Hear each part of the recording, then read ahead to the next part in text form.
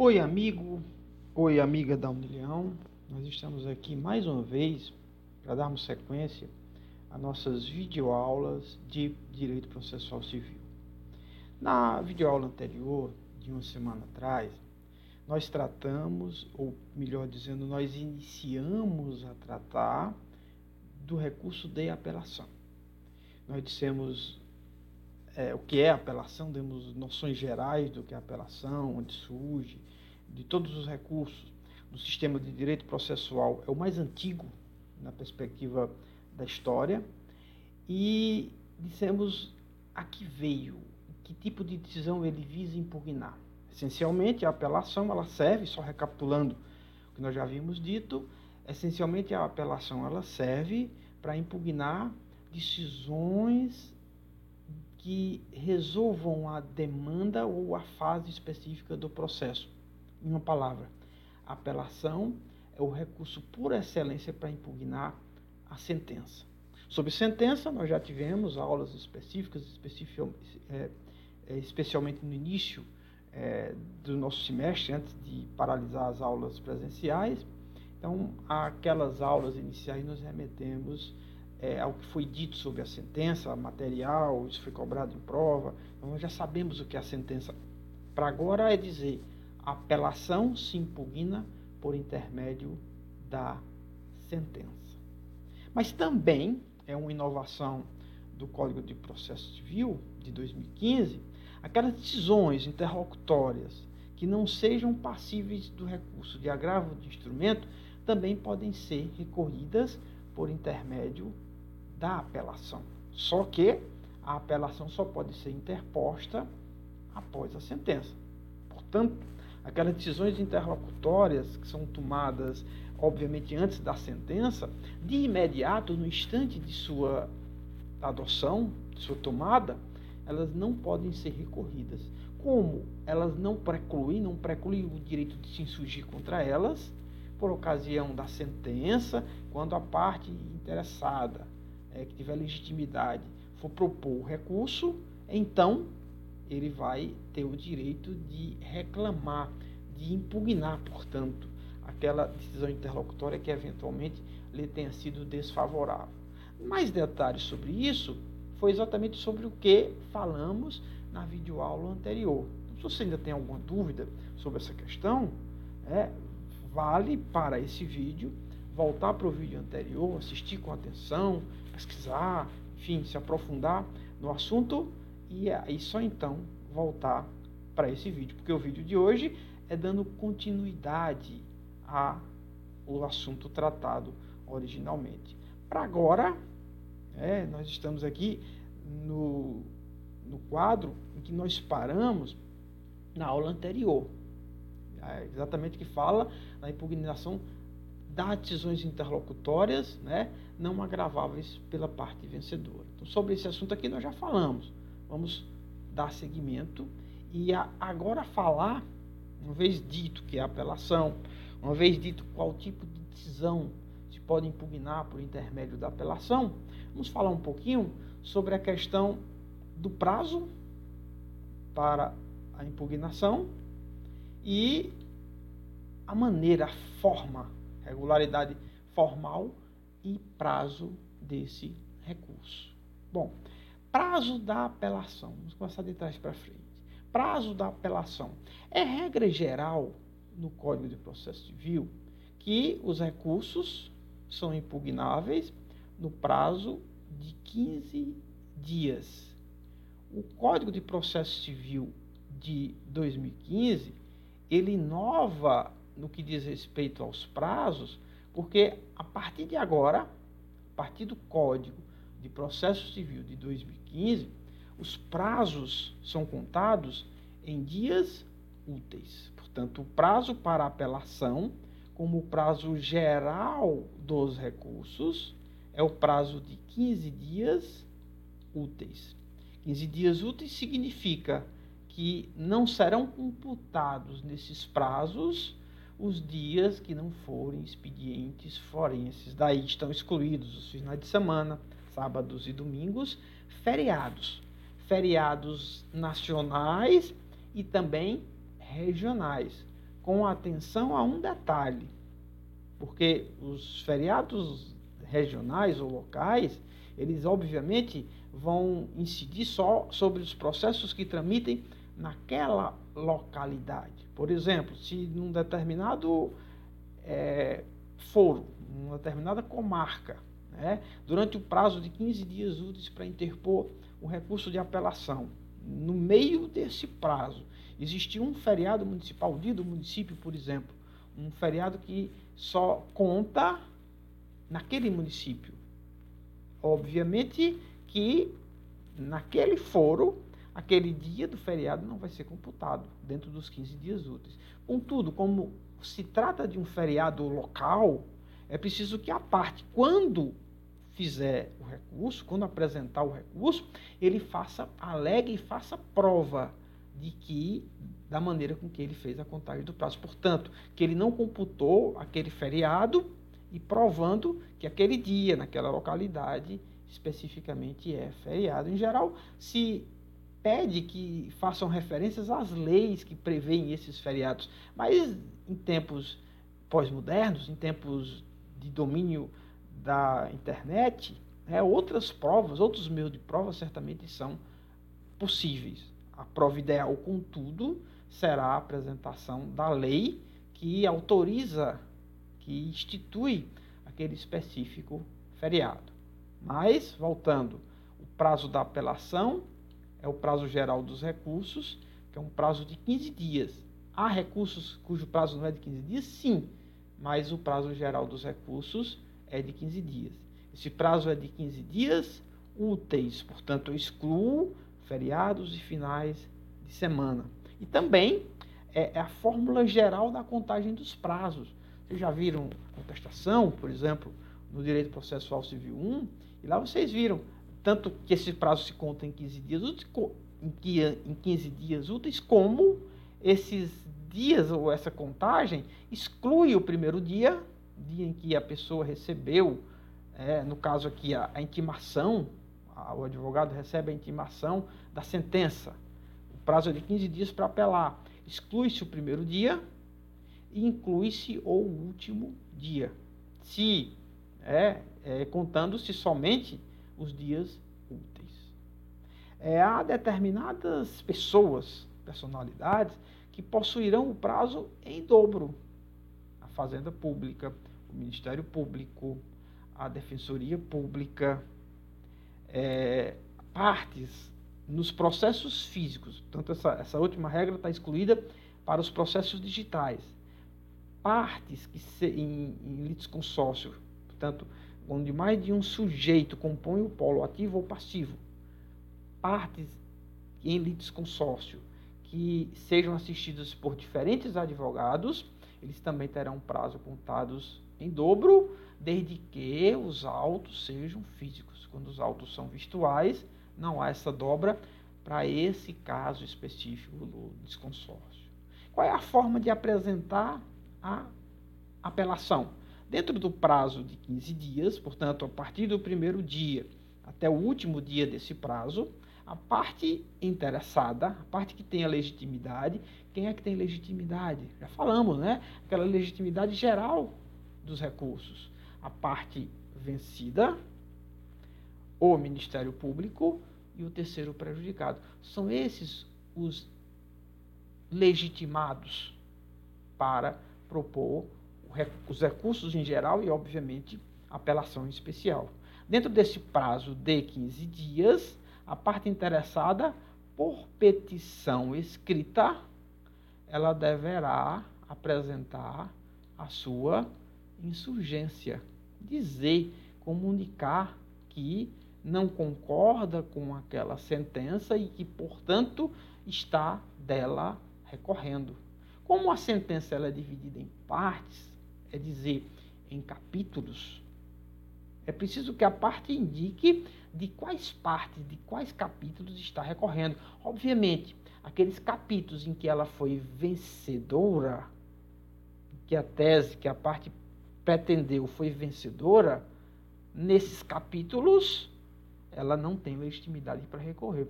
Só existe a legitimidade para recorrer daqueles capítulos, portanto, daquelas partes, na parte dispositiva, na última parte da sentença, naquelas partes da sentença, dentro dos dispositivos em que ela tenha se sagrado derrotada, a parte vencida, naquilo em que ela for vencida.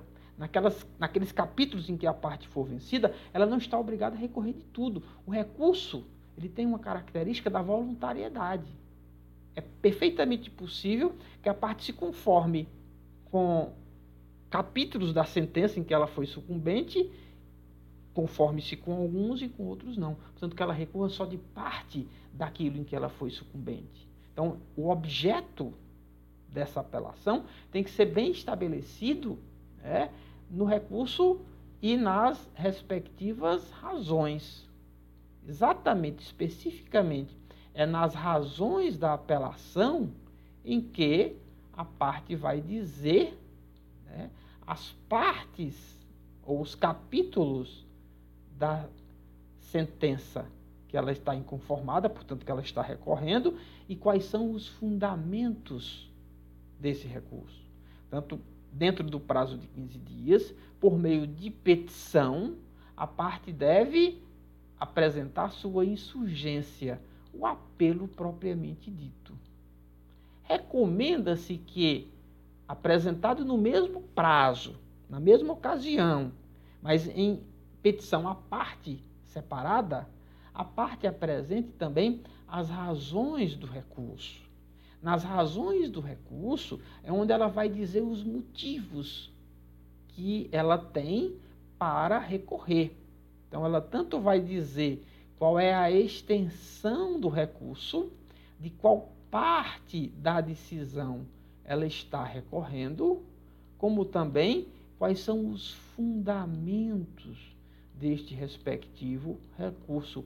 Por que ela entende que a decisão é injusta? Por que razões, por que motivos, a fundamentação, portanto, por intermédio da qual ela se convence de que aquela decisão deve ser reformada.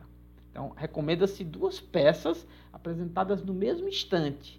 E se não forem apresentadas as 2 peças, desde que esse conteúdo seja apreciável, fique claro a insurgência da parte, o apelo, e os motivos pelos quais ela está recorrendo, de que partes da decisão ela pretende a reforma, se isso ficar claro, mesmo que apresentado em uma peça única, isso não é motivo para o não conhecimento do recurso. Contudo, a boa técnica recomenda essa bipartição de peças. Dizer que existirão 2 peças não autoriza a concluir que essas peças possam ser entregues em momentos distintos. Definitivamente não. No caso do processo civil, a apelação, a insurgência e as razões da insurgência devem ser apresentados no mesmo instante, na mesma ocasião, sem qualquer diferença temporal, nem de minutos que seja. Muito embora elas possam e devam, a boa técnica assim o recomenda, serem apresentadas em peças diferentes. Atenção que no processo penal é diferente essa dinâmica. No processo penal, portanto não é disso que estamos tratando aqui, é possível sim apelar em um momento e apresentar as razões em outro momento. Mas no processo civil, isso, contudo, não será admissível. Certo? Então, resumindo, está escrito aqui no quadro que a apelação deve ser interposta no prazo de 15 dias úteis, por meio de petição escrita. A quem é dirigida a apelação?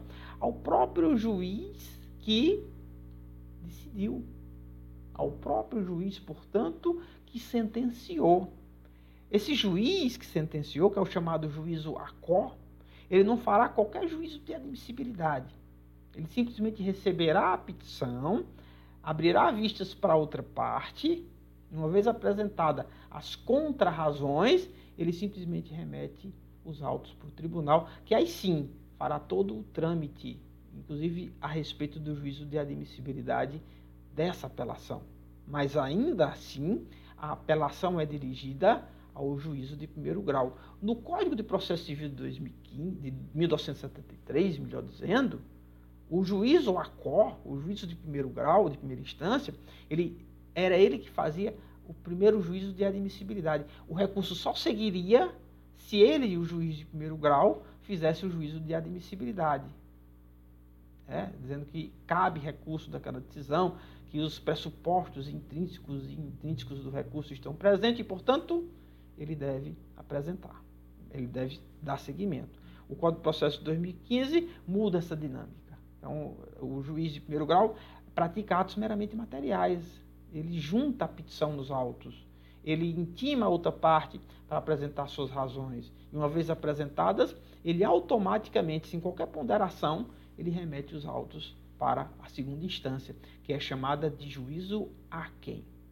Então, a petição é escrita e dirigida ao juízo de primeira instância, que proferiu a sentença. Não se admite a interposição oral de apelação. A apelação sempre tem que ser escrita. De novo, diferente do processo penal. Você está estudando também processo penal, existem sim essas diferenças.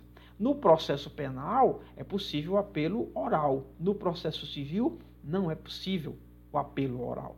Aplicam-se as regras especiais de dobra do prazo, já falei há pouco, previstas para entes públicos, Ministério Público, Defensoria Pública e litisconsórcios com advogados distintos, sendo que, nesta hipótese, dos litisconsortes, litisconsorte,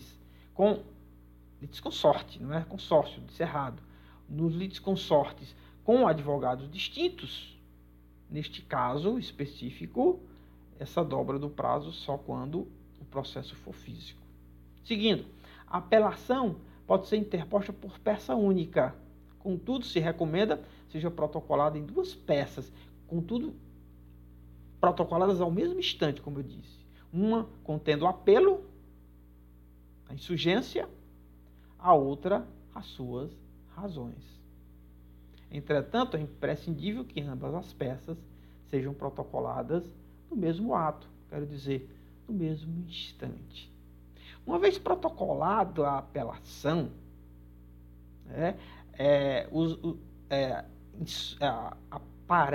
apresenta-se diante desse fenômeno processual do recurso, dois efeitos. Um genérico, comum a todo e qualquer recurso. Outro, genericamente admitido no recurso de apelação, contudo que comportará exceções. Estou falando aqui dos efeitos devolutivo e suspensivo, dos quais nós já falamos algo lá no âmbito do direito ou da teoria geral do processo.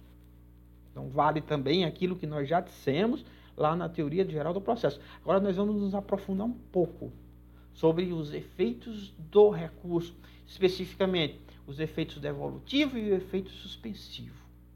No âmbito da teoria geral dos recursos, isso em algum grau também vai valer para a apelação, existem outros efeitos ponderados pela doutrina.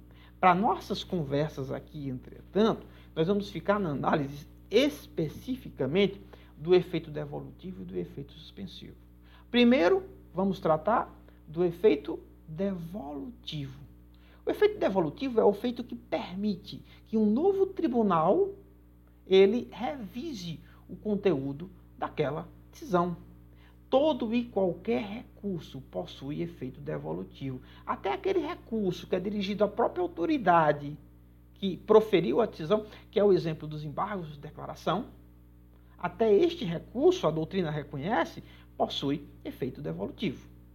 Então, é regra no direito processual civil, embora exista esse antagonismo, essa controvérsia possível em alguns trabalhos doutrinários, mas é regra geral entre os pensadores do direito processual civil que todo e qualquer recurso possui efeito devolutivo. E o efeito devolutivo significa o poder, a possibilidade de um outro juízo, chamado juízo aquém, o tribunal, ele revise o conteúdo da decisão. Então, o efeito devolutivo nada mais é do que isso. Está escrito aqui que todos os recursos possuem efeito devolutivo, que consiste na transferência para o órgão aquém, o juízo aquém, do poder de julgar novamente as questões suscitadas. Então, efeito devolutivo significa isso.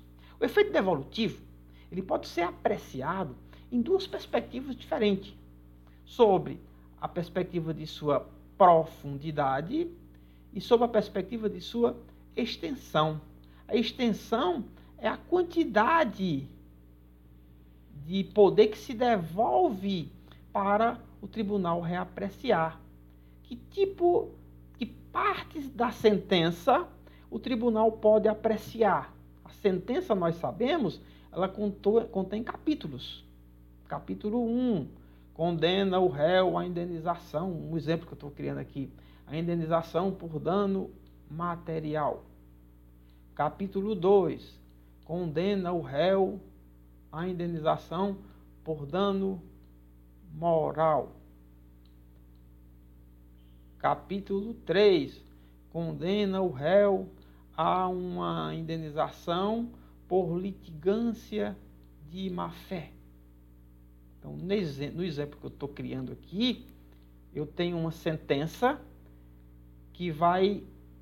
O capítulo 4, vamos mais um pouquinho, a parte da sentença que condena o réu a pagamento dos honorários advocatícios e das custas processuais. Então, eu estou criando aqui um exemplo de uma sentença que tem 4 capítulos. Cada dispositivo da sentença é um capítulo. Então, o dispositivo da sentença que condenou o réu por dano material é um capítulo da sentença. O dispositivo da sentença que condenou o réu por dano moral é outro capítulo da sentença. O dispositivo da sentença que condenou o réu por litigância de má-fé é outro capítulo da sentença, assim como o que condena ao pagamento de honorários e custas processuais, que são as verbas, genericamente faladas, de sucumbência. Quem perde o processo paga os honorários e as custas, e outras despesas processuais, genericamente falando, a sucumbência. Então, nesse exemplo aqui, é uma sentença onde nós temos 4 capítulos. O réu resolve apelar.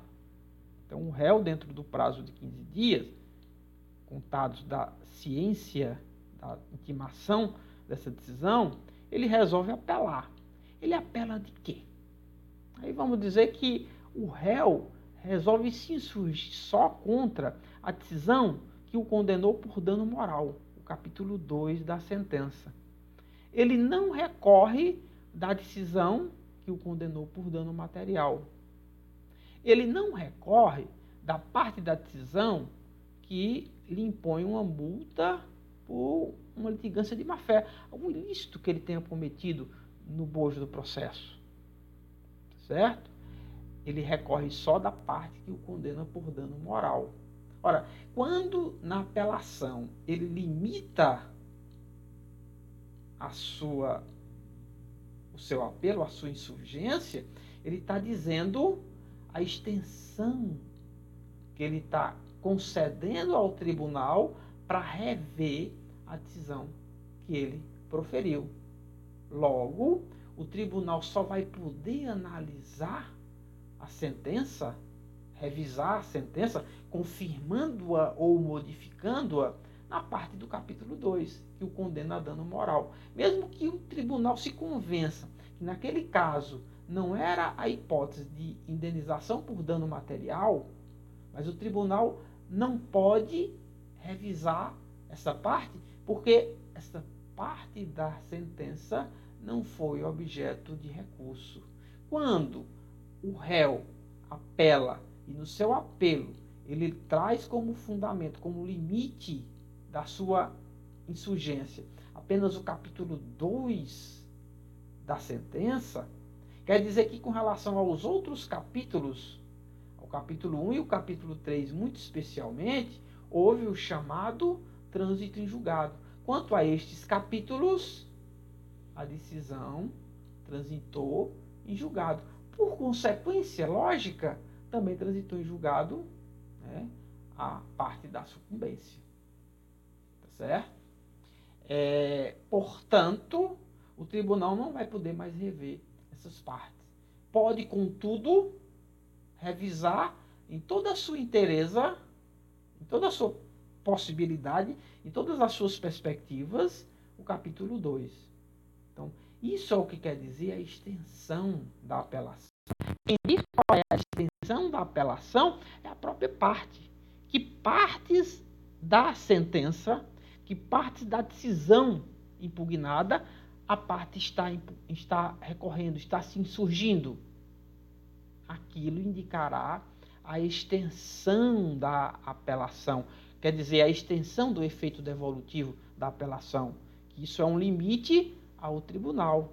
No sistema de processo civil, os estudiosos, eles usam muito um brocardo, uma fala em latim, né, que diz assim, tanto devolutum quantum appellatum, está escrito aqui, tantum devolutum quantum appellatum, se devolve tanto quanto se tenha apelado, é isso que quer dizer.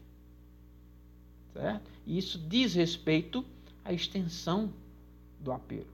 A profundidade quer dizer o seguinte, que mesmo existindo esse limite de extensão, o exemplo que nós estamos dando, mesmo que a parte só tenha recorrido do capítulo 2, mesmo que o tribunal só possa revisar o dispositivo da sentença que fale sobre dano moral, o tribunal tem toda a liberdade para entrar nas provas, em todos os elementos fáticos e probatórios produzidos no âmbito do processo. O tribunal pode deferir ou indeferir o apelo com base em um fundamento diferente, tanto apresentado pela parte como pelo próprio juiz que sentenciou. O tribunal pode levar em conta, ou dar um relevo maior, ou mesmo levar em conta, uma prova que tinha sido desprezada pelo juiz. O juiz, no primeiro grau, entendeu que aquela prova era irrelevante. No segundo grau, o tribunal pode sim chamar a autoridade daquela prova e dizer, não, essa prova é essencial para o deslinde da questão, logo, eu, o tribunal, vou julgar diferente do juiz de primeiro grau. Então, é isso que significa o sentido da profundidade da apelação. Então, embora exista limitação com relação à extensão, não há limites para o tribunal com relação à profundidade da análise desse recurso. Então, é isso que quer dizer as perspectivas, né, da profundidade e da extensão do efeito devolutivo. Então, lendo aqui o que está no quadro, para a gente resumir a conversa que foi dito. Ó, a extensão é definida pelo recorrente quando especifica, né, as partes ou os capítulos da sentença que está impugnando. A profundidade determina em que medida competirá ao tribunal a apreciação da matéria recorrida. Nesse sentido, no sentido da profundidade, né, ela permite que o tribunal examine integralmente as provas produzidas e até mesmo fundamentos não apreciados pelo juízo recorrido. Fundamentos não apreciados, não levantados pelas próprias partes, inclusive. Então, isso quer dizer a profundidade e a extensão do recurso de apelação. O artigo 1013 do Código de Processo Civil, né, na linguagem técnica do Código, vai dizer exatamente isso que nós acabamos de nos referir. Então, vale a pena a leitura deste dispositivo. Repetindo, o artigo 1013 do Código de Processo Civil, que diz, ó, a apelação devolverá ao tribunal o conhecimento da matéria impugnada. Certo? Devolverá na medida da impugnação. Certo? É o efeito extensivo. A extensão do efeito devolutivo, para dizer na palavra técnica. Parágrafo 1º. Serão, porém, objeto da apreciação e julgamento pelo tribunal todas as questões suscitadas e discutidas no processo, ainda que não tenham sido solucionadas, desde que relativas ao capítulo impugnado. Aqui, a profundidade da sentença. Aqui, a extensão, a profundidade do efeito devolutivo. Aqui, a extensão do efeito devolutivo. Então, parágrafo 2º. Quando o pedido ou a defesa tiver mais de um fundamento, o juiz acolher apenas um deles, a apelação devolverá ao tribunal o conhecimento dos demais. Então, a parte alega o fundamento 1 e o fundamento 2. O juiz entende de deferir ou indeferir o fundamento 1, sem apreciar o fundamento 2, porque está prejudicado na compreensão dele. Nada impede o tribunal de voltar a discutir, né, o fundamento. Isso é, de novo, a profundidade do efeito devolutivo. Então, só fundamentando dentro da letra do código o que é que estávamos querendo dizer quando falávamos da profundidade e da extensão do efeito devolutivo. Agora, o efeito suspensivo. O efeito suspensivo é o efeito que impede a eficácia da decisão. Ora, uma decisão judicial, ela tem autoridade, ela vale. No plano lá, fazendo uma retrospectiva com um assunto que com certeza vocês estudaram lá no direito civil, mas que tem aplicação necessária no âmbito do direito processual civil. No direito civil, vocês estudaram os negócios jurídicos. Os negócios jurídicos vocês estudaram em 3 esferas, em 3 dimensões. A dimensão da existência, a dimensão da validade e a dimensão da eficácia. Um negócio jurídico, ele pode existir, ter validade e ter eficácia. Mas ele também pode existir, não ter validade e ter eficácia. Ele também pode existir, ter validade e não ter eficácia. São planos distintos dos negócios jurídicos. Ora, os atos processuais, todo e qualquer ato processual, a decisão judicial, de uma maneira geral, seja a decisão interlocutória, seja a sentença, são exemplos de decisões judiciais. As decisões judiciais são exemplos de negócios jurídicos processuais e, portanto, elas devem e são examinadas nesses mesmos planos gerais do negócio jurídico. Então, o juiz, quando proferiu uma sentença, ele entranha a sentença nos autos, ele publica a sentença. A sentença foi publicada. Eu digo, a sentença existe. A sentença, em princípio, tem validade. Eu posso até discutir no âmbito da apelação que há uma nulidade dentro daquela sentença. E se eu vou discutir dentro da apelação que essa sentença é nula, eu estou discutindo essa sentença no plano da validade. Mas essa sentença, mesmo que não seja válida, mesmo que mais adiante o tribunal a declare nula, essa sentença existe. E essa sentença tem eficácia. Então, é disso que estamos tratando, da eficácia da sentença, quando analisamos o efeito suspensivo. O efeito suspensivo, portanto, ele diz respeito, ele está intimamente relacionado à eficácia da decisão judicial. Por regra, as decisões judiciais possuem eficácia imediata. Então, a regra é, no direito processual civil, que as decisões judiciais, como negócios jurídicos processuais que existem, eles possuem eficácia. Por isso que uma decisão interlocutória, ela tem eficácia de pronto, não precisa de nenhuma condição.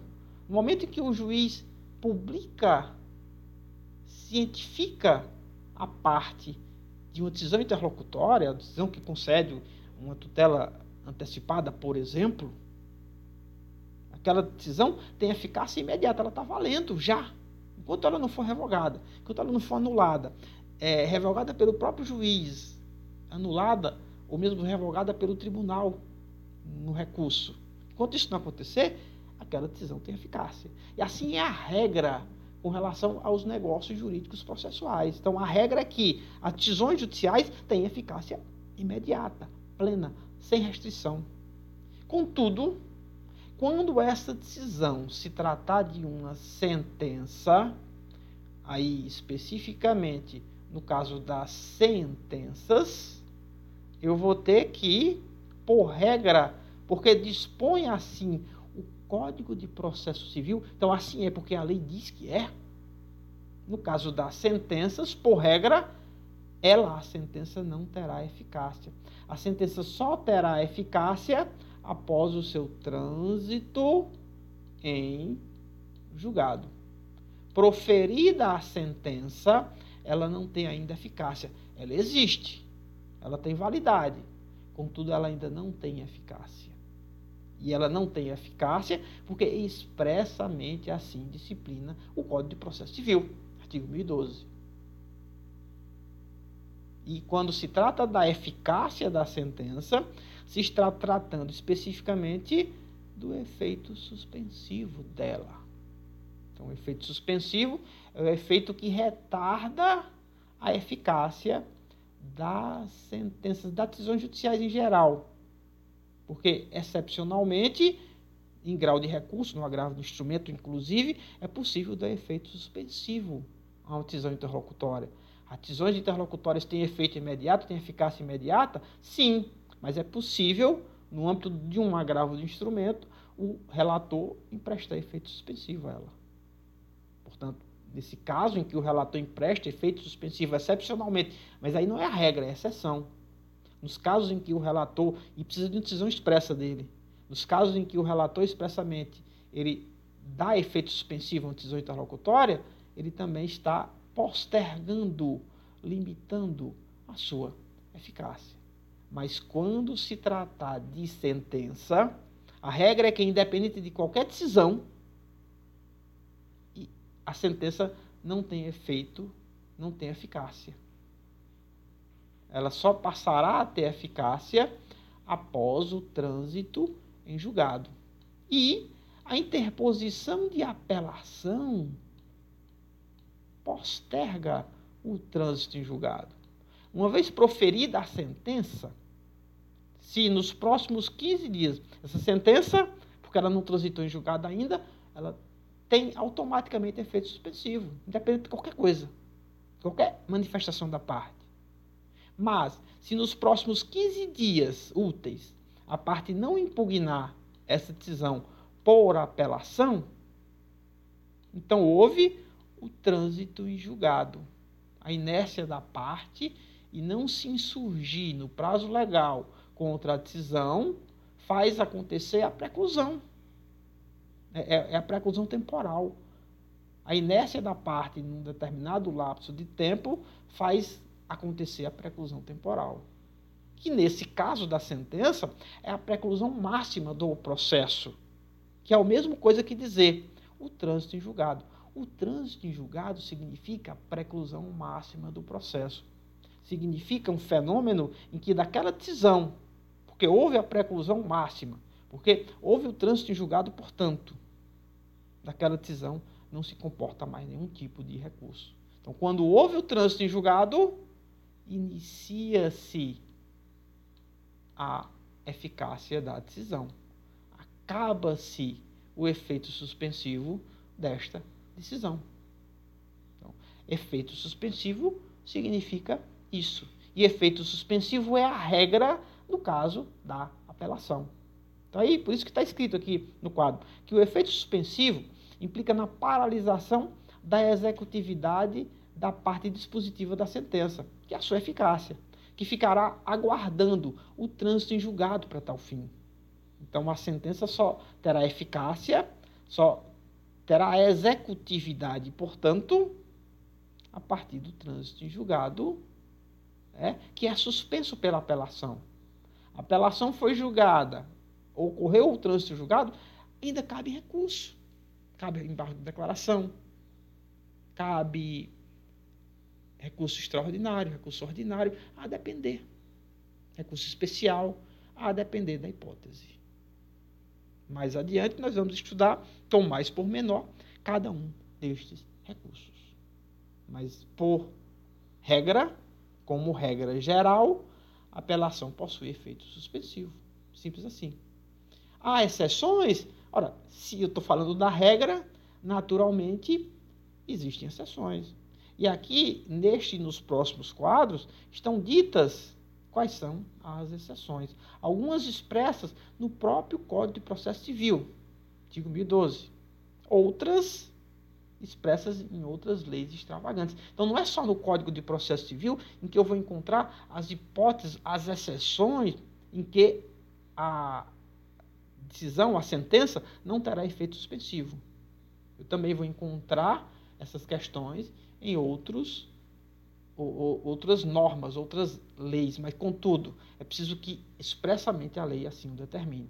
Então, aqui estão elencados, eu vou passar por alto aqui, não vou me aprofundar, na medida em que vocês tiverem necessidade, nós podemos nos aprofundar em cada uma dessas hipóteses, mas aqui eu vou só ler quais são as hipóteses expressamente previstas em que a apelação não terá efeito suspensivo.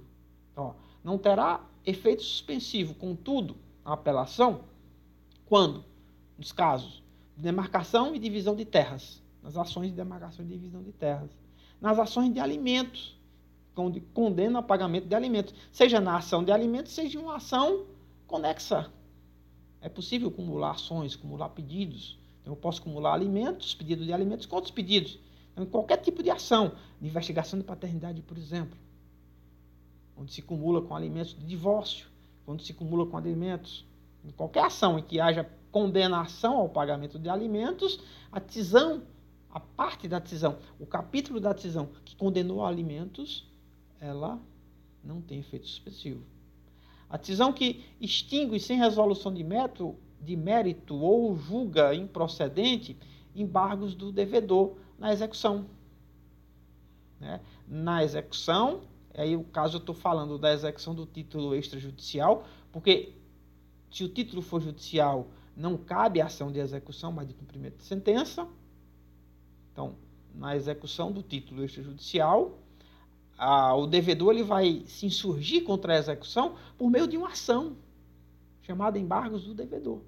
Apesar do nome, né, é uma ação. E se é uma ação, ela deve ser extinta por sentença. Então, dos embargos do devedor, cabe uma decisão. Essa decisão é uma sentença. Essa sentença, contudo, óbvio, será impugnável por apelação. Essa sentença, contudo, ela não terá efeito suspensivo. A ação que julga procedente o juízo de arbitragem. O juiz diz que reconhece a instituição do juízo de arbitragem, portanto, quem é competente para conhecer aquela ação é o juízo de arbitragem, o juízo arbitral, e não o juízo togado, a autoridade jurisdicional, o Estado juiz. Essa decisão cabe apelação, mas ela não comporta efeito suspensivo. Concede ou revoga a tutela provisória, aquelas decisões interlocutórias. Né? Fica claro que a tutela provisória, as tutelas em geral, por regra, elas são concedidas, elas são definidas em decisões interlocutórias. Mas, e aí nós já vimos isso em vários momentos, inclusive na videoaula anterior, que essa tutela provisória, ela pode ser concedida na própria sentença. É possível que a sentença conceda tutela provisória? Sim, nós já dissemos em vários momentos que sim. Dessa tutela provisória, embora o recurso por excelência contra a tutela provisória seja o agravo do instrumento, mas nesse caso, quando a tutela provisória ela é definida em sentença, nesse caso o recurso não é o agravo do instrumento, o recurso cabível é a apelação. Mas esta apelação, fugindo da regra, ela não terá efeito suspensivo. É isso que quer dizer a letra da lei. A sentença que decreta a interdição, caso de interdição, ação de curatela, nos casos dos relativamente incapazes. Hoje, no Código Civil, só tem uma hipótese de absolutamente incapaz. Há o Estatuto da Pessoa com Deficiência, que alterou o Código Civil. Então, isso é uma matéria lá para o Direito Civil, professor do Direito Civil, lá para o Direito de Família. Mas a interdição é a ação para declarar a incapacidade, no caso hoje da incapacidade relativa, daqueles que não têm condição de permanente, provisória, total ou parcial, de gerir sua própria vida civil. Então, dessa sentença que declara a interdição, cabe apelação, obviamente, mas essa apelação não terá efeito suspensivo. Ação civil pública para tutelar efeitos coletivos, direitos coletivos, direitos transindividuais. essa decisão em ação civil pública, um remédio constitucional, uma garantia constitucional, sentença, obviamente, ela está decidindo uma relação processual, mas dessa decisão não cabe apelação, mas essa apelação não terá efeito suspensivo. A mesma ideia com relação ao mandato de segurança. O mandato de segurança tutela direito individual, líquido e certo, contra ato de autoridade. Outro remédio constitucional, outra garantia constitucional prevista na própria Constituição Federal, no próprio artigo 5º da Constituição Federal, assim como a ação civil pública. Da ação que concede a segurança no mandado de segurança, não cabe efeito suspensivo. Ação de despejo, é uma lei especial que trata, também não comporta efeito suspensivo. A habeas data, a ação, outra garantia constitucional do artigo 5º, que garante o conhecimento de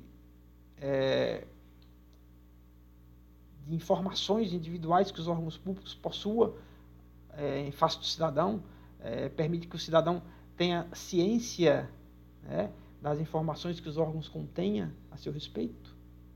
Então, quando há recusa dos órgãos em apresentar essas informações, o remédio, a garantia constitucional contra esse abuso, claro, o abuso de autoridade, é o habeas data. Da decisão que concede o habeas data, não cabe efeito suspensivo, cabe apelação, mas não cabe efeito suspensivo. Ação de adoção, direito de família, uma paternidade jurídica, sentença que destitui o poder familiar, o antigo pátrio poder, hoje, a partir do Código Civil de 2002, conhecido como poder familiar, a ação que veste sobre o poder familiar também não cabe efeito suspensivo. Aqui estão os casos em que não existe a possibilidade de concessão de efeito suspensivo. Então, acho que está bom, são mais de 45 minutos já de conversa, fica muito cansativo para vocês ficar assistindo o vídeo muito longo. Então, por hoje nós paramos e na próxima aula nós voltamos já com um assunto novo.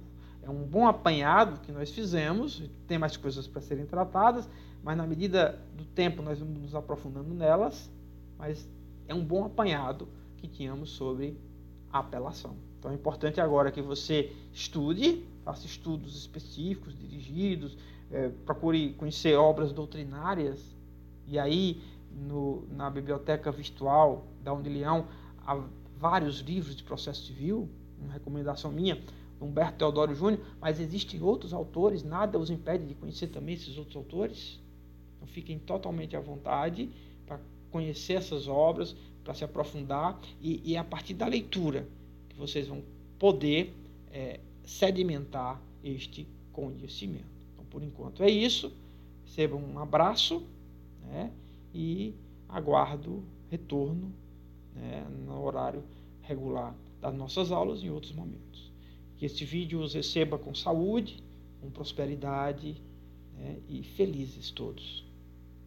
Vai passar, tudo vai passar. Um grande abraço e é uma satisfação poder encontrar, mesmo que aqui, virtualmente.